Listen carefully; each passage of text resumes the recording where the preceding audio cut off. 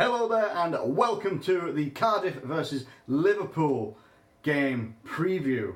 This weekend, Liverpool, we are going to come up against a team. We're going to come face to face with a team that is fighting for relegation survival, and they are fighting as hard as they can. They've had things that go against them where something like this beautiful thing called VAR would come in and would have actually saved Cardiff by now, I believe. I think they've had so many decisions that have gone against them that they shouldn't have had go against them. They may have actually been in a safer position right now, but as it is, they are fighting for relegation survival. And in their last game, I believe that they won 2-0. Can't remember who it was against, but they put in a good performance. They've shown that they are going to put up a good fight for as long as they can, no matter who they come up against.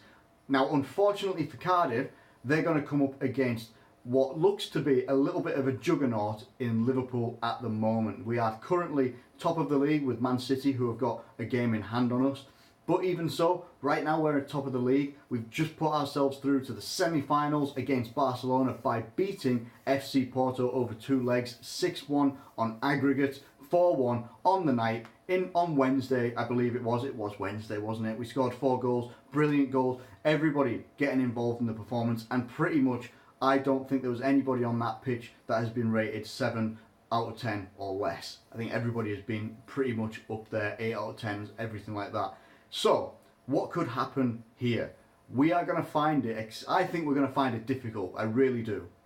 Some people might look at it and say, what? We beat Chelsea 2-0 and when we gone and beat Porto, FC Porto 4-1, 6-1 on aggregate, we're going to find it difficult against Cardiff? We found it difficult against Fulham. We found it difficult against Fulham, and statistically this season, Fulham have been worse than Cardiff because they're lower in the league and they've had one of the worst defences aside from Huddersfield. That's the be-all and end-all, and they almost held us to a draw, 1-1. There's something about the lower teams in the league against the top teams in the league that they will just sit back, soak up pressure and try, and even if they end up going out for a 0-0, they'd probably be happier than that than we would be. Because let's be totally honest, we do have to go out and win all of our games the rest of this season. There's a couple of games, some of these games are looking at and I'm just like, these are the games that are really going to test us so much. When you've got Cardiff, when you've got Newcastle coming up, you've got Wolves coming up, I think last game of the season. These are difficult teams to play against. Just because of where they're placed in the league does not ever mean, oh, top of the league, well, you should be steamrolling those that are in like 18th position. Doesn't work like that in the Premier League. Might work like that in La Liga. Might work like that in Ligue 1, in the Bundesliga, Serie A. Might work like that in other leagues, but it does not work in the Premier League. Does not work like that. I am of the belief, and it probably comes a little bit from watching MMA and boxing and stuff like that. Styles make fights. Styles make games, and styles can sometimes clash. I believe that we've got the quality to overcome Cardiff, and I think that we can take the victory in this game, but by no means do I feel that this game is all set and done already. I don't think that we're going to walk onto that pitch and just have it our way. I'm fully expecting a battle. I'm fully expecting Cardiff to come at us and be like, right, we're going to show you what we're made of. You're going to have to be top of your game to beat us, and we will have to be. We absolutely will have to be. Now, there's talk for Liverpool that Oxlade-Chamberlain and Joe Gomez might be in contention to start the game. At least be in the squad, which is massive. Absolutely massive. It really, really is. Especially to see, Gomez was an absolute defensive rock, a defensive unit this season for us earlier before he got his injury. And Ox, for what he did last year and the amount of time he's been out injured, it is just magnificent to see him even in contention to be in the squad. Massive, absolutely massive boost for us. And it gives us then more defensive options. We don't just have to rely on Matip, Van Dijk and Lovren. We've got Joe Gomez that can come in there as well. Can also facilitate in at right back if need be. Because let's be honest, we've actually been lucky this season that Trent Alexander-Arnold hasn't been injured a great deal. We've been lucky in a lot of positions for that, to be honest. We really, really have. So, with those rumours being said, how do I see us lining up?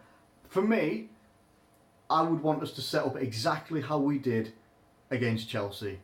I would want us to go out there with that exact same team, which was, I believe, Alisson, Andy Robertson, Virgil van Dijk, Joel Matip, Trent Alexander-Arnold, Henderson, Fabinho, Naby Keita, Firmino, Salah and Mane. And I think that that can be a very, very good team to go with against Cardiff because it's defensively solid. They've proven that. Matip has proven himself so massively this season, in my opinion. He's really changed my opinion of him, where I was thinking we've got to sell this guy. We have to sell him. He's actually been very, very good when he's come into the team. Obviously, BVD, Trent, Robbo, Alisson, massive assets to this team. Into that midfield, I think that they complement each other the best. Fabinho being the all-round, probably best midfielder that we've got in terms of defence and in terms of going forward, winning the ball back.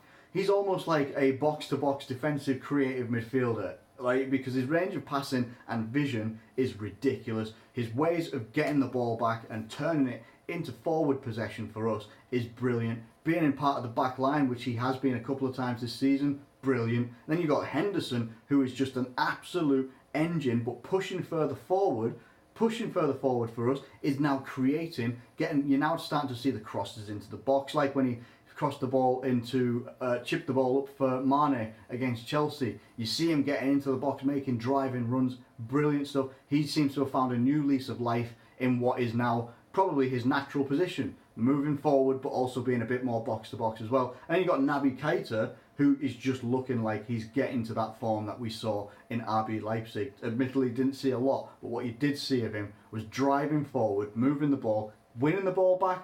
All right, sometimes he's not the strongest. You know, he is a little bit slight, but he has great dribbling.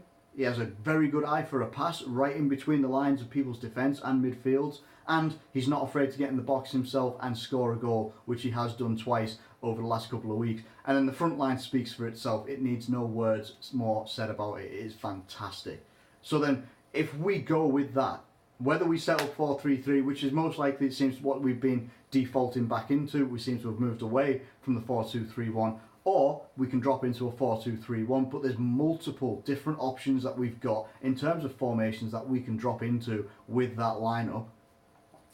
However, which way we go, I think we can control the midfield with that midfield that I've set out with. I think the defence will be solid enough. Alisson speaks for himself as well. Most clean sheets in the Premier League this season so far. And the front line should be able to be fed they should be eating healthy. And they should be eating very well with the amount of service that they should get from midfield and out wide. That is my opinion anyway. And then I think that we can go into this game and come out of the game with a 3-1 victory. For some reason, I know we're away from home, I just feel like we're going to concede a goal.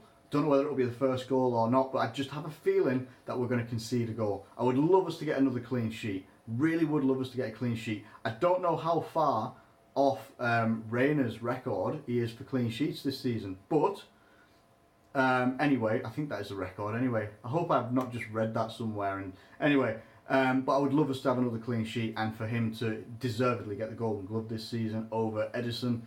And I think moving forward, you know, we've got big games. After this game, it's 5 days after that. We've got Huddersfield, I believe, and then we're into the Champions League semi-finals, Barcelona, Newcastle, Barcelona, Wolves. Massive run into the end of the season. Massive run into the end. Can you believe though, that we are literally now at the very tail end of the season? This is it. We've got in total 6 games left. 4 in the Premier League, 2 in the Champions League, at least, if we don't make it to the final. Maybe 7.